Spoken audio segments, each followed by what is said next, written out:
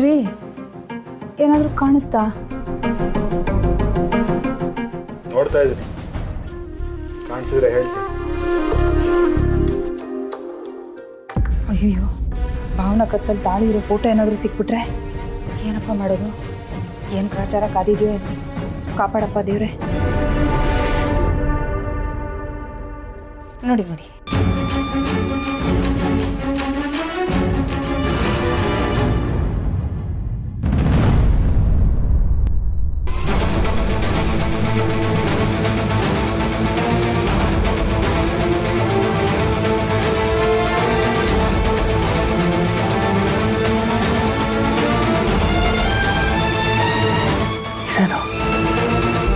ಅವನ ಕತ್ತಲ್ ತಾಳಿ ಇದಕ್ಕೆ ಸಾಧ್ಯ? ಹಾಗಾದ್ರೆ ಗುಟ್ಟಾಗಿ ಇವರೆಲ್ಲ ಇದನ್ನೇ ಮಾತಾಡ್ತಿದ್ದ.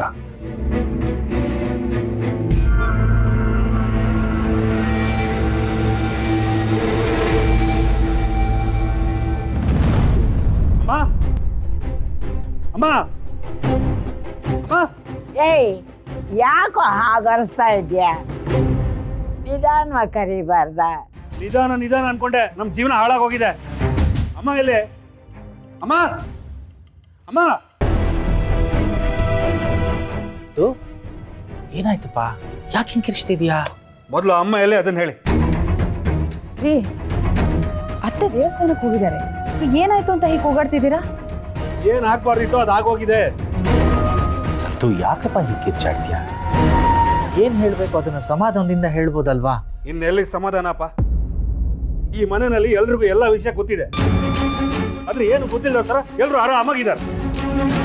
ಯಾಕೆ ಹೀಗೆ ಔಟಾಗಿ ಮಾತಾಡ್ತಿದ್ದೀರಾ? ಅದು ಏನಾಯ್ತು ಅಂತ ಹೇಳ್ಬಾರ್ದಾ? ಹೌದು ಗಣ, ನಾನು ಮಾತಾಡೋದೆಲ್ಲ ಒಗಟೊಗಡೆಗೆ ಕಾಣಿಸುತ್ತೆ ನಿಮಗೆ. ನಮಗೆ ಗೊತ್ತಿದೆ, ಎಷ್ಟು ವಿಷಯ ಮುಚ್ಚಿಟ್ಟಿದ್ದೀರಾ ನೀವು. ನಾವು ಯಾವ ವಿಷಯ ಮುಚ್ಚಿಟ್ಟಿದೀವ್ರಿ? ಏನಾಗಿದೆ ನಿಮಗೆ? ದೆವ್ವ ಮೆಟ್ಕೊಂಡಿದೆ, ಅದಕ್ಕೆ ಈಗ ಆಡ್ತಿದ್ದೀನಿ ನಾನು. ಈ ಮನೆಯಲ್ಲಿ ಯಾರಿಗ್ಯಾರು ಲೆಕ್ಕನ ಇಲ್ಲ ನೋಡು, ಎಲ್ರು ಎಲ್ಲ ವಿಷಯನ ಮುಚ್ಚಿಡ್ತಾರೆ.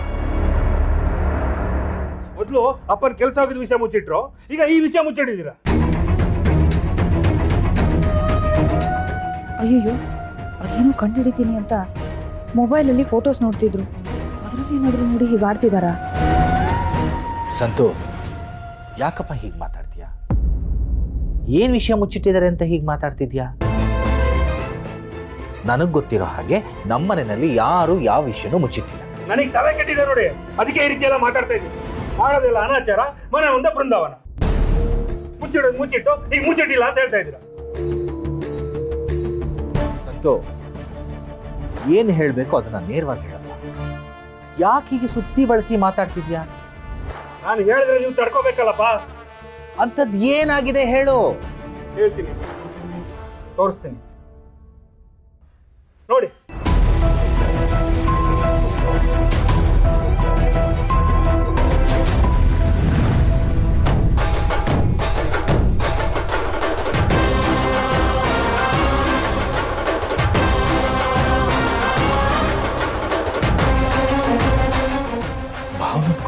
ತಾಳಿ ಗೊತ್ತಾಯ್ತಾ? ಈಗಲಾದ್ರೂ ಗೊತ್ತಾಯ್ತಾ? ಕೊಡಿ ನೋಡೆ, ನೀನು ನೋಡು.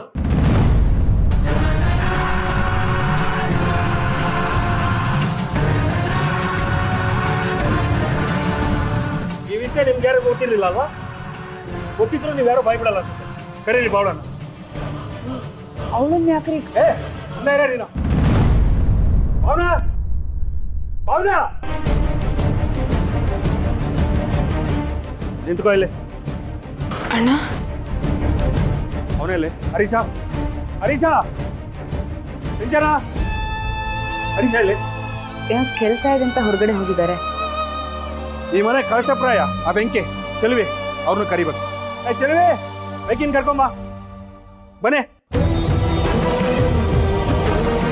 ಇಟ್ಕೊಳ್ಳಿ.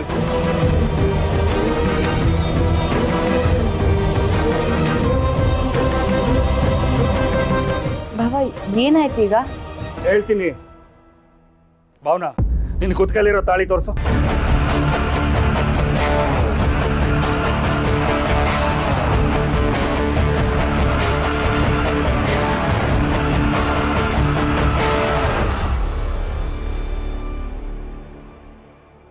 ತಾಳಿ ತೋರಿಸು ಅಂದೆ.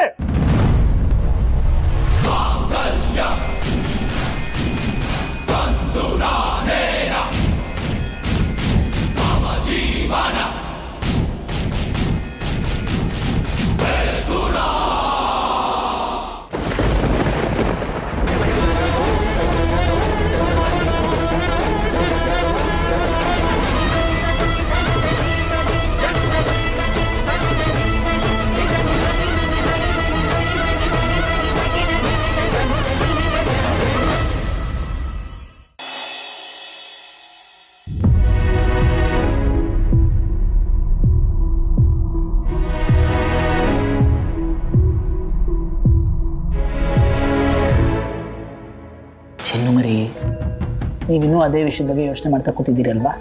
ಹೀಗೆ ಯೋಚನೆ ಮಾಡ್ತಾ ಕೂತ್ರೆ ಸಮಸ್ಯೆ ಪರಿಹಾರ ಆಗುತ್ತಾ ಹೇಳಿ? ನಂಗೆ ಅದು ಬಿಟ್ಟರೆ ಬೇರೆ ಏನು ಮಾಡೋದಕ್ಕೆ ತೋಚ್ತಿಲ್ಲ ರೀ. ಅಕ್ಕನ ಪರಿಸ್ಥಿತಿ ನೆನೆಸ್ಕೊಂಡ್ರೆ ನಂಗೆ ಏನು ಮಾಡೋಕ್ಕೂ ಮನ್ಸು ಬರ್ತಿಲ್ಲ.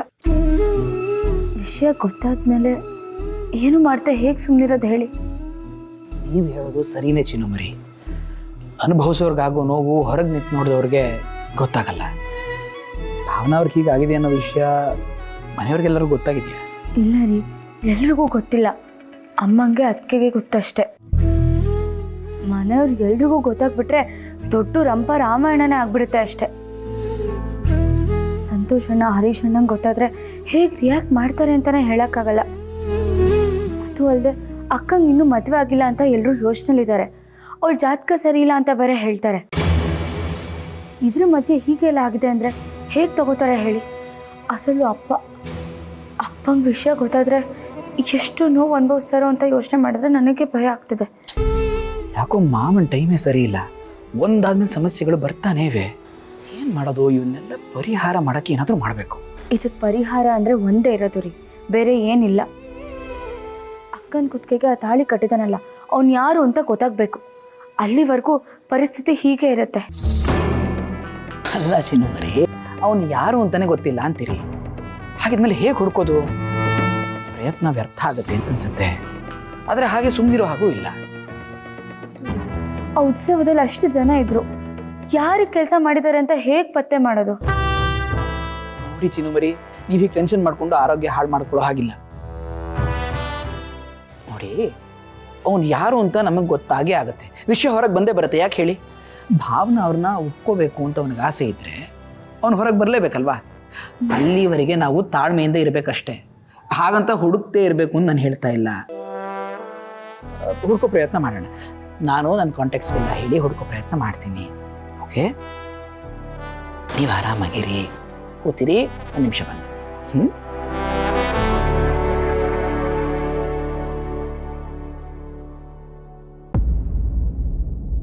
ಭಾವನಾ, ನಿಂಗೆ ಮದುವೆ ಆಗಿದೆಯಾ? ತಾಳಿ ಕಟ್ಸ್ಕೊಂಡಿದ್ದಾಳೆ ಅಂದ್ರೆ ಮದುವೆ ಆಗಿದೆ ಅಂತ ತಾನೆ? ಭಾವನಾ, ನಿನ್ನ ಕುತ್ತಿಗೆಲಿ ತಾಳಿ ಹೇಗೆ ಬಂತು? ಏನಿದೆಲ್ಲ? ನಿನಗೆ ಮದುವೆ ಆಗಿದೆಯಾ ಭಾವನಾ?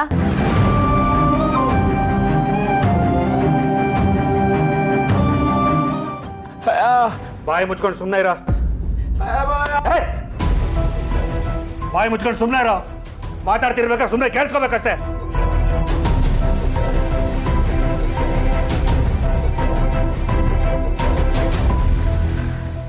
ಏನೇ ಭಾವನಾ, ನಾವೆಲ್ಲ ನಿನಗೆ ಮದುವೆ ಮಾಡಬೇಕು ಅಂತ ಒದ್ದಾಡ್ತಿದ್ರೆ ನೀನು ನಮ್ಗೆ ಯಾರಿಗೂ ಹೇಳ್ದೆ ತಾಳಿ ಕಟ್ಸ್ಕೊಂಡು ಬಂದ್ಬಿಟ್ಟಿದ್ಯಾ? ಮನ್ಸಾಗಿ ಬಂತು ನಿಂಗೆ? ನಿನ್ನ ದೃಷ್ಟಿನಲ್ಲಿ ನಾವೇನು ಅಲ್ವಾ? ರೀ, ವಿಷಯ ತಿಳ್ಕೊಳ್ದೆ ಏನೇನೋ ಮಾತಾಡಿ ಅವಳು ಮನಸ್ಸನ್ನು ನೋಯಿಸ್ಬೇಡಿ. ಹೌದು ಕಣ, ನಾನು ಮಾತಾಡಿದ್ರೆ ಎಲ್ಲರ ಮನಸ್ಸು ನೋವುತ್ತೆ. ಅವಳು ಹೊಟ್ಟೆ ಉರಿಸ್ತಿದ್ದಾಳಲ್ಲ, ಅದಕ್ಕೆ ಏನು ಮಾಡಬೇಕು? ಅದು ಹಾಗಲ್ಲ ರೀ ಭಾವನಾ, ನೀನು ಮಾಡಿದೊಂಚೂರು ಸರಿ ಇಲ್ಲ. ಅಲ್ಲ, ನಮ್ಗೆ ಹೇಳಿದಿದ್ರೆ ಮನೆಯವರಲ್ಲಿ ನಿಂತು ಮದುವೆ ಮಾಡಿಸ್ತಾ ಇರ್ಲಿಲ್ವಾ?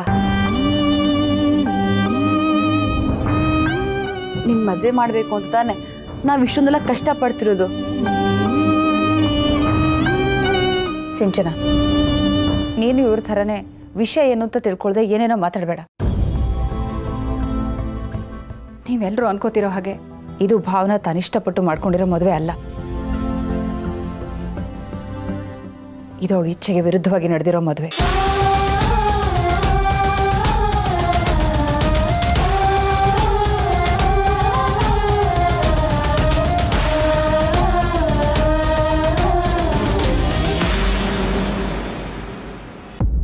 ವೀಣಾ,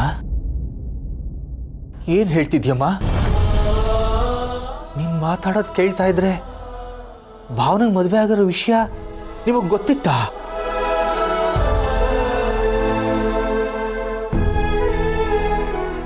ನನಗಷ್ಟೇ ಅಲ್ಲ ಮಾವ,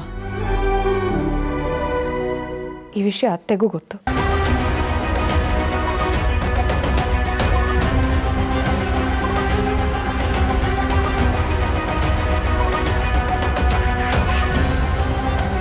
ಲಕ್ಷ್ಮಿಗೂ ಗೊತ್ತಿತ್ತಾ? ವಿಷಯ ಗೊತ್ತಿದ್ದು ನಮ್ಮ ಹತ್ರ ಹೇಳ್ದೆ ಮುಚ್ಚಿಟ್ರ? ಅಲ್ಲ, ಅಮ್ಮಂಗೆ ಏನು ಬಂದಿದೆ? ಇದರಿಂದ ಯಾರಿಗಾರು ಒಳ್ಳೇದಾಗತ್ತಾ? ಎಲ್ಲ ಮರ್ಯಾದೆ ಹೋಗುವಂತ ಕೆಲಸಗಳೇ. ಹಾಗೆಲ್ಲ ಮಾತಾಡಬೇಡಿ. ಈ ಮನೆ ಮರ್ಯಾದೆ ಹೋಗುವಂತ ಕೆಲಸನ ಅತ್ತೆ ಯಾವತ್ತೂ ಮಾಡಿಲ್ಲ.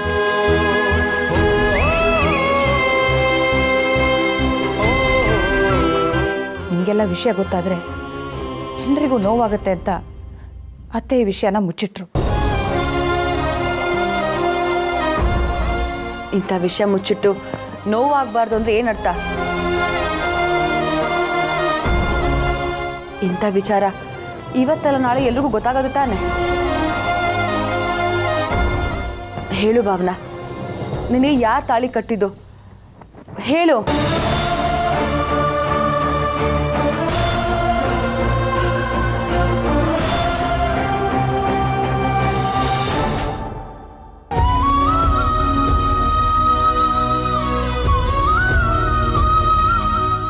ಭಾವನಾ, ನನ್ನ ಮಗಳು ತಪ್ಪು ಮಾಡಲ್ಲ ಅನ್ನೋ ನಂಬಿಕೆ ನನಗಿದೆ.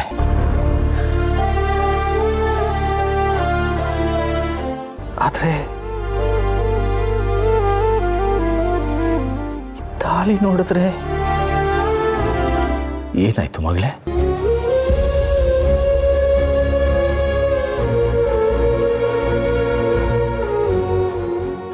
ಮಾತಾಡು ಭಾವನಾ.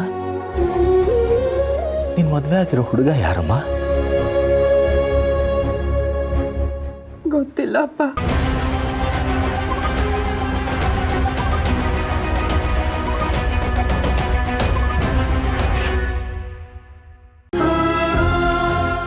ನಮ್ಮಿಬ್ಬರನ್ನು ಒಂದ್ ಮಾಡ್ರು ಆ ದೇವ್ರೆ ಇದಕ್ಕೊಂದು ಪರಿಹಾರ ಕೊಡ್ತಾನೆ ಅಂತ ನಂಬಿವ್ನಿ. ಅಲ್ಲಿವರೆಗೂ ನೀವು ವಿಷಯ ಯಾರಿಗೂ ಹೇಳ್ಬಿಡೋಣ. ನಿಮ್ ಕಾಲು ಬಿದ್ದು ಬೇಡ್ಕೊತೀನಿ.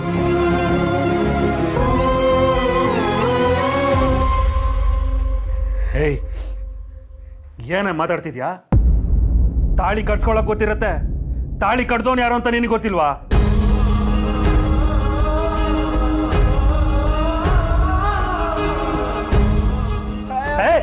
ಹೋಗ ಅಲ್ಲಿ, ಹೋಗ.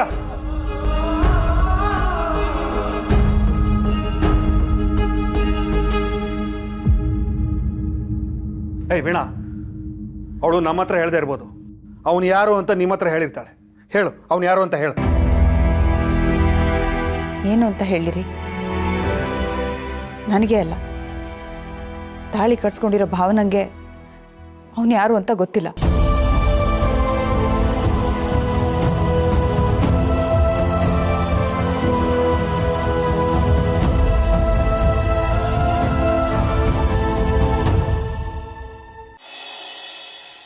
ವೀಣಾ, ಏನಮ್ಮ ಮಾತಾಡ್ತಾ ಇದ್ದೀಯಾ?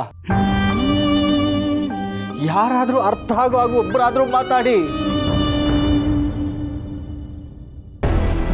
ಮಾವ, ಅದೇನಾಯ್ತು ಅಂದ್ರೆ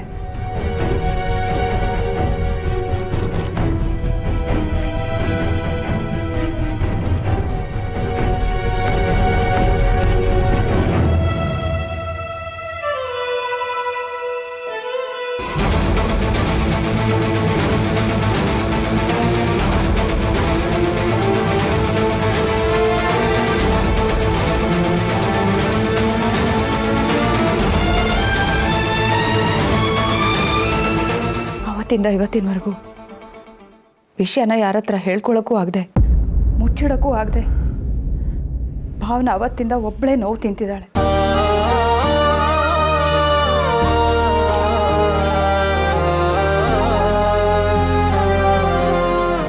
ಅವಳ ಪರಿಸ್ಥಿತಿ ಏನು ಅಂತ ತಿಳ್ಕೊಳ್ದೆ ದಯವಿಟ್ಟು ಅವಳ ಮನಸ್ಸಿಗೆ ನೋವಾಗೋ ಥರ ನಡ್ಕೋಬೇಡಿ. ಇಷ್ಟೆಲ್ಲ ಆಗಿದೆ, ನಮ್ಮ ಹತ್ರ ವಿಷಯ ಹೇಳ್ಬೇಕು ತಾನೆ, ಯಾಕೆ ಮುಚ್ಚಿಟ್ರಿ? ಏನು ಅಂತ ಹೇಳಿದ್ರಿ? ಹಾಗೇನಾದರೂ ಹೇಳಿದಿದ್ರೆ ಈಗೆಲ್ಲರೂ ನಡ್ಕೊಂಡ್ರಲ್ಲ, ಒಬ್ಬೊಬ್ರು ಒಂದೊಂದು ಥರ ಈ ರೀತಿ ನಡ್ಕೋತೀರಾ ಅನ್ನೋ ಭಯದಿಂದಲೇ ವಿಷಯನ ಮುಚ್ಚಿಟ್ಟಿದ್ದು.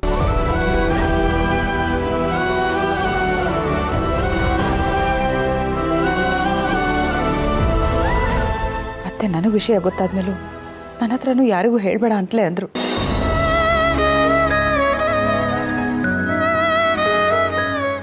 ಆದರೆ ಮಾವ, ಅತ್ತೆ ತುಂಬ ಸಲ ನಿಮ್ಮ ಹತ್ರ ಎಲ್ಲನೂ ಹೇಳ್ಬಿಡ್ಬೇಕು ಅಂತ ಅಂದ್ಕೊಂಡ್ರು.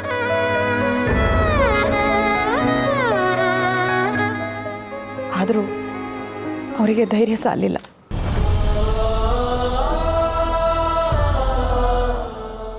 ಭಾವನಾ, ಈ ವಿಷಯನ ಮೊದಲೇ ಹೇಳಿದ್ದಿದ್ರೆ ನಾವೆಲ್ಲ ಸರಿ ಏನೋ ಒಂದು ಮಾಡ್ತಾ ಇದ್ವಿ.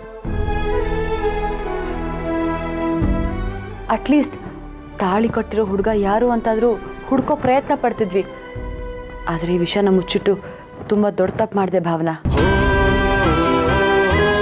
ತಪ್ಪನ್ನ ಮನುಷ್ಯ ಮಾಡದೆ ಇನ್ಯಾರು ಮಾಡೋಕ್ಕಾಗುತ್ತೆ? ಇಷ್ಟಕ್ಕೂ ಇದರಲ್ಲಿ ಭಾವನಾ ತಪ್ಪು ಏನೂ ಇಲ್ಲ.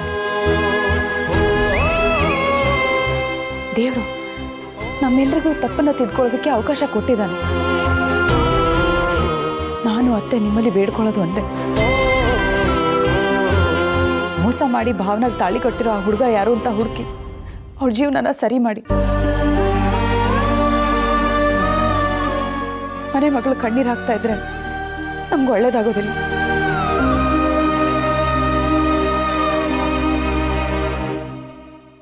ದಯವಿಟ್ಟು ದಯವಿಟ್ಟು ಅವನು ಯಾರು ಅಂತ ಹುಡುಕಿ.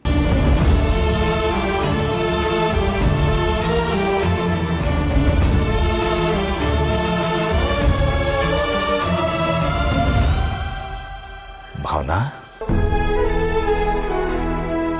ಇಷ್ಟೆಲ್ಲ ನೋವನ್ನ ಮನಸ್ಸಲ್ಲಿ ಇಟ್ಕೊಂಡು ಅದು ಹೇಗಮ್ಮ ನಗ್ತಾ ನಗ್ತಾ ಇದ್ದೆ? ಬದುಕೆ ಹೀಗೆ ಅಲ್ವಪ್ಪ?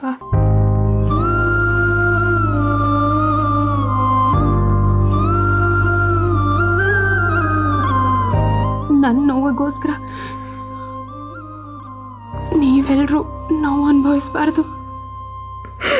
ಆದರೆ ಅಪ್ಪ, ನಿಜ ಹೇಳ್ತೀನಪ್ಪ, ಇದರಲ್ಲಿ ನನ್ನ ತಪ್ಪೇನಿಲ್ಲಪ್ಪ.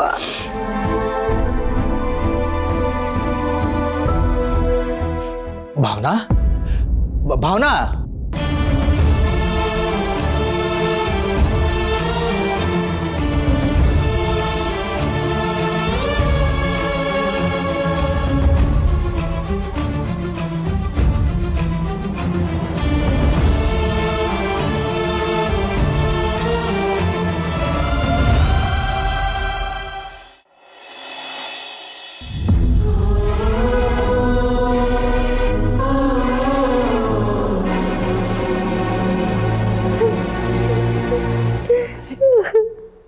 ಚಿನ್ನುಮರಿ, ಏನಾಯ್ತು? ಯಾಕೆ ಹಿಂಗೆ ಅಳ್ತಾ ಇದ್ದೀರಾ? ರೀ, ಅಕ್ಕಂಗೆ ಮದುವೆ ಆಗಿರೋ ವಿಷಯ ಮನೇಲಿ ಎಲ್ರಿಗೂ ಗೊತ್ತಾಗಿದೆ ಅಂತ ಸಂತೋಷ್ ಅಣ್ಣ ಕೋಪ ಮಾಡ್ಕೊಂಡು ಏನೇನೋ ಮಾತಾಡ್ತಿದ್ದಾರೆ. ಎಲ್ಲರೂ ಬೇಜಾರಲ್ಲಿದ್ದಾರೆ. ಅಕ್ಕನ ಪರಿಸ್ಥಿತಿ ನೆನೆಸ್ಕೊಂಡ್ರೆ ತುಂಬ ಬೇಜಾರಾಗ್ತಿದೆ. ಚಿನ್ನುಮರಿ ನೋಡಿ, ನೀವಿಲ್ಲಿ ಅಳ್ತಾ ಕೂತ್ಕೊಂಡ್ರೆ ಸಮಸ್ಯೆ ಪರಿಹಾರ ಆಗುತ್ತಾ ಅಲ್ಲಿ? ಇಲ್ಲ ಅಲ್ವಾ? ಯಾವತ್ತೂ ಒಂದಿನ ವಿಷಯ ಗೊತ್ತಾಗಬೇಕಾಗಿತ್ತು, ಇವತ್ತು ಗೊತ್ತಾಗಿದೆ ಅಂತ ಇಟ್ಕೊಳ್ಳಿ ಅಷ್ಟೇ.